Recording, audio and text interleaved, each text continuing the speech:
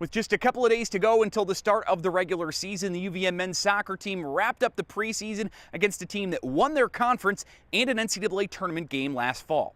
The Cats welcoming in Yale for a Sunday matinee. Vermont on the front foot pretty much from the word go in this one.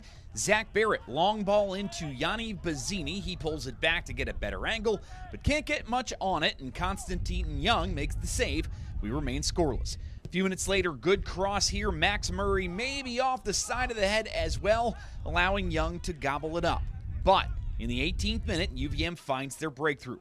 Barrett with the heave in, and Niels Hartman sneaks it in using the outside of his foot on the volley. Some discussion over it, but it counts. 1-0 in favor of the Cats. And they would add to it quickly about 12 minutes later. Great buildup. Nick Lockerman down the wing for Murray. He centers it for Jeremy Sang. He pounces to double the Cats' lead. It's 2-0 Vermont at the break. Couple more decent efforts on the day. Bazzini denied by a diving Chris Edwards here in the second half.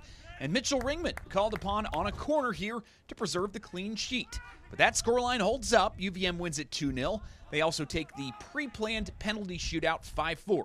A good way to wrap up the preseason before the games count.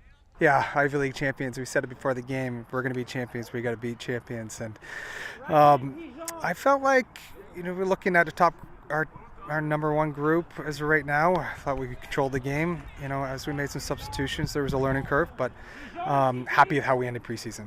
Yeah, it's always good to be back on Virtue Field. Obviously, Yale had a really good year last year, an NCAA tournament team. It's something that we always want to challenge ourselves with in preseason, playing against other top sides.